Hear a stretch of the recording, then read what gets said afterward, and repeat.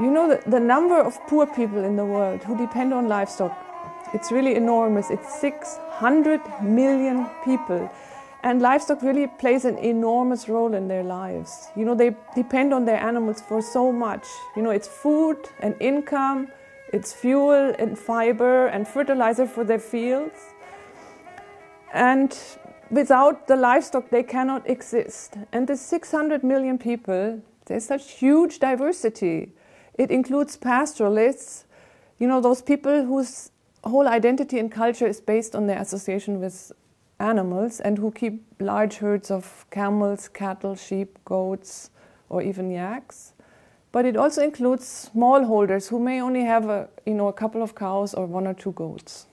My organization helps these people. We help them to make the most out of their livestock so that they can earn more money and climb out of poverty and at the same time contribute to food security locally and globally. So you may be wondering what help livestock keepers need. Well, sometimes not a lot, because they already know and have developed a lot of experience of keeping livestock in difficult environmental conditions. Actually, they know better than anybody else. And they also have developed livestock breeds which are perfectly adapted to these situations. However, what they are lacking is access to animal health care. They're losing very rapidly the rights to their pasture land, and they also have difficulties accessing markets. But if we improve these things, if we ensure access to animal health care, to pastures and to markets, then a lot can be gained. And I can give you a perfect example. In Rajasthan, in India, we're working with camel breeders to set up a system where they can reliably obtain good medicines for their camels, where they can exert their community rights over their pastures, and where we're also helping them to develop a range of new and exciting products from the camel, such as shawls, soaps, and even stationery. So the results? The camels are healthier, the herds are bigger, and the families are better off. But our work is about more than medicines and markets. Our work is about making sure that livestock keepers have a voice in policy processes and that they are aware of their rights. There actually are several United Nations-backed international legal frameworks, such as the Convention on Biological Diversity and the Declaration on the Rights of Indigenous Peoples, which support some of the rights and needs of small-scale livestock keepers. Unfortunately, they're not being used at the moment. But livestock keepers themselves have, in a really intensive, long-lasting grassroots process that took place in Asia, in Africa, in Latin America, and in Europe, identified the kind of rights and the support that they need.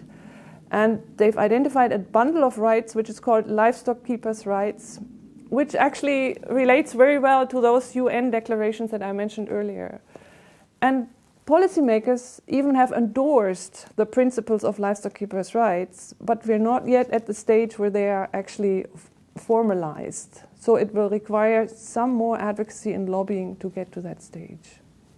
It's a serious mistake that international policy and government practice sideline and ignore these amazingly efficient livestock production systems and instead favor the large-scale, intensive, high-input livestock production systems.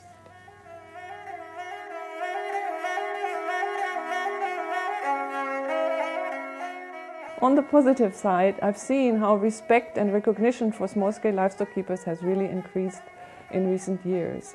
And we've built a network of civil society, of livestock keepers, and of scientists that agree that there are sustainable alternatives to the so-called industrial livestock production mode.